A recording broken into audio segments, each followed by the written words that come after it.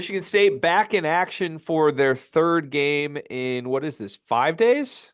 Yeah. 6 days. Third game in 6 days, from Baylor on Saturday to Oakland on Monday. Still at home at the Breslin Center against Stony Brook. Stony Brook is the fourth worst team Michigan State has played this season. Give your team credit card. The last 3 times they've played quote-unquote cupcakes, they have taken care of business against Southern Indiana, Alcorn State, and Georgia Southern. Stony Brook 6-5. They do have a winning record. They come into this game with 4 consecutive wins. Not a particularly good team, really, at anything. They have a really bad defense. They have an okay offense. That's really the only notable thing. They do shoot the ball pretty well from 3, 36% of their shots made on the season from behind the arc. So what's the concern level here? Sleepy exam week, Christmas game. Tom Izzo's got the accordion out. He knows none of his players are going to shoplift. That's got to be a great feeling. What's the concern level? Siri, what is 0 minus 0? Okay, you really made that bit awful for me. Thanks a lot, Siri. My concern level is 0. Stony Brook is a really bad basketball team. I tried to find actually things that would scare me, but there is not a player and or style of basketball that scares me in any whatsoever way. I think that Michigan State's going to win this basketball game fairly easily. They cannot check any of our guards, especially if our guards are playing the certain way that they're playing right now. And they don't have anybody that I think could really exploit quote unquote weaknesses of Michigan State. And I tried to dive into it, and I might have missed something, but Stony Brook is just objectively a bad basketball team. And I think that Michigan State's going to run away with this game. And at least looking recently, obviously the Southern Indiana game, that was, I think, KenPom wise, that is the worst team they played this season so far. But Stony Brook is not far off as far as being bad. So I think that they run away with this game. I'm not too concerned about anything as far as, the look ahead exam week, couple days off after this. I think they could sleepwalk their way to a 20-ish point win in this game. Feels a little bit like Keenan Fitzmaurice erasure. Okay, great name, first of all. But, does he not deserve an erasure? Well, you said there's nobody on the team who can exploit any of Michigan State's weaknesses. The only thing I would push back on is that I think Keenan Fitzmaurice could potentially be the guy. 7-foot center, 250 pounds. You go to KenPom, you look at the player comparisons. Liam Robbins is one of them. Liam Robbins was a pretty good Big Ten center a couple years ago. There's also a John Horford comp, so you can probably take everything I'm saying out about him being a threat. But Fitzmaurice has been good. He's been in double digits in 4 straight games during this win streak. He's a really good free throw shooter. He had 15 last game, 16 the game before it, 14 the game before it. Anytime I see a footer coming up against Michigan State's front court that is like a double-digit scorer, that does raise my eyebrows a little bit. That. So still a 0 for you, even though I'm telling you they got a footer who's been a bucket the last 2 weeks? Yeah, still a 0. Okay. All right. I'm just because it's a Stony Brook footer.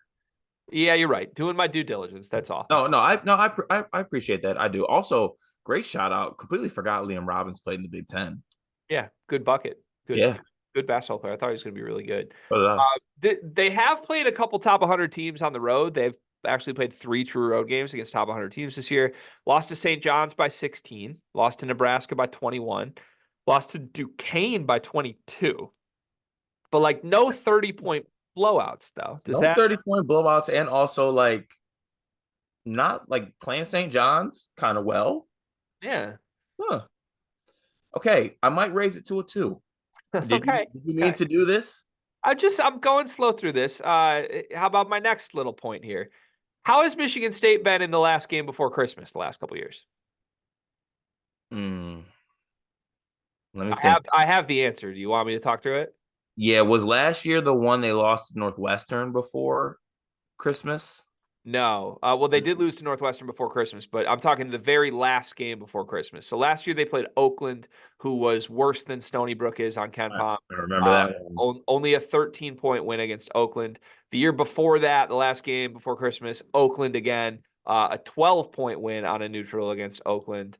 Again, those are comfortable wins, fine, whatever. Year before this, the game before Christmas, they lost at Northwestern by 14. They lost on Christmas to Wisconsin by 9 that year.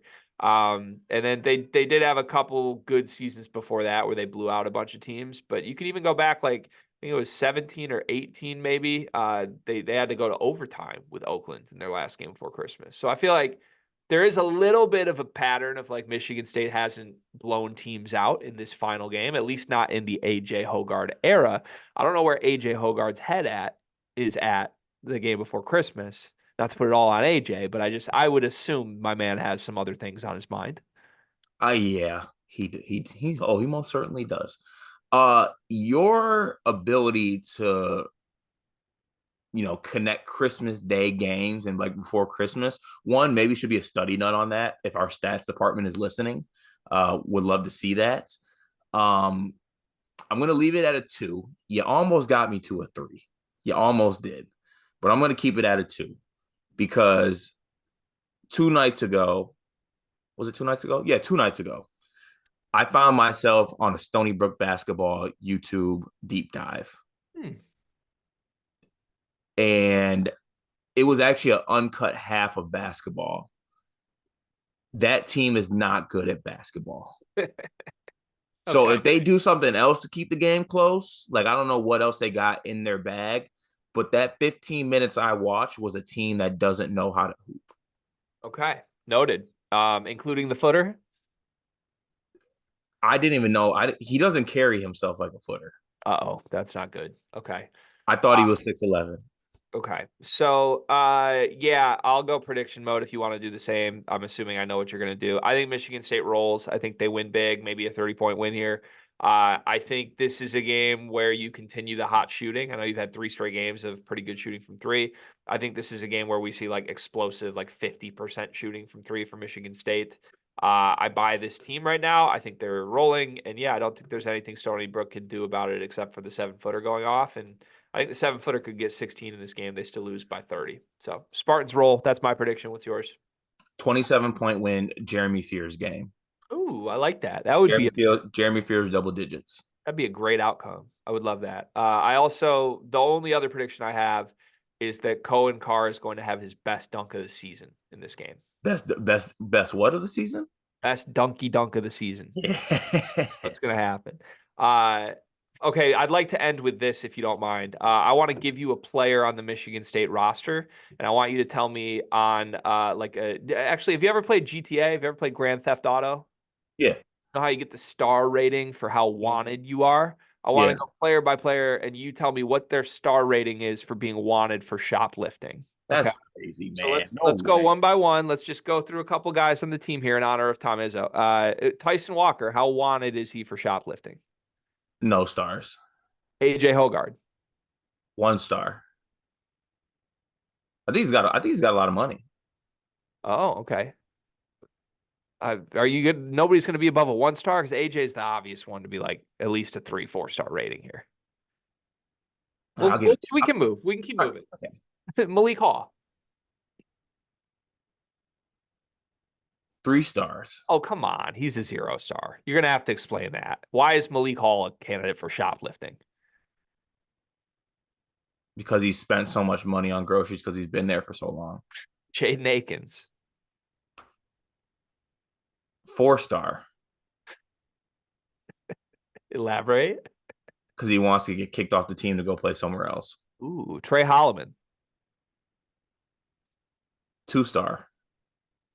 I can't believe you had AJ way less than all these other players. Jeremy Fears?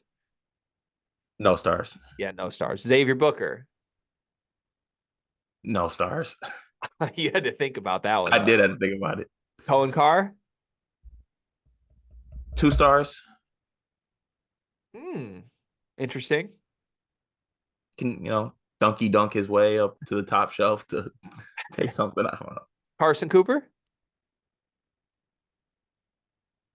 No stars. Jackson Kohler? No stars. Garrick Normand? 1 star.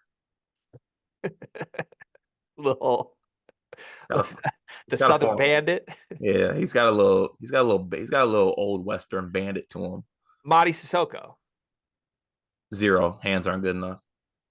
Are we sure that's not where he's getting some of the money for his schools? Little money laundering operation. Money laundering Madi. Davis Smith. 4. Something about being an ex-player's son. All nepotism kids on the team are a 4-star. Steven Izzo and Nick Sanders, also 4-star. Mm-hmm. So you give no player on this team a 5-star rating for shoplifting. No. Okay. Honestly, the only 5-star rating I'll give the coach Izzo. There's a good chance Izzo's shoplifted in his career. Maybe like not even on purpose, but like he thinks he can walk into Lake Lansing Meyer and put things in his cart and walk out. I don't know, Card. Tom Izzo doesn't strike me as a guy who would like to take things from others for his own benefit.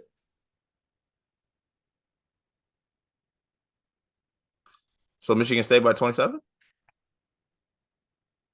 Good luck, Michigan State. Woof woof. Merry Christmas.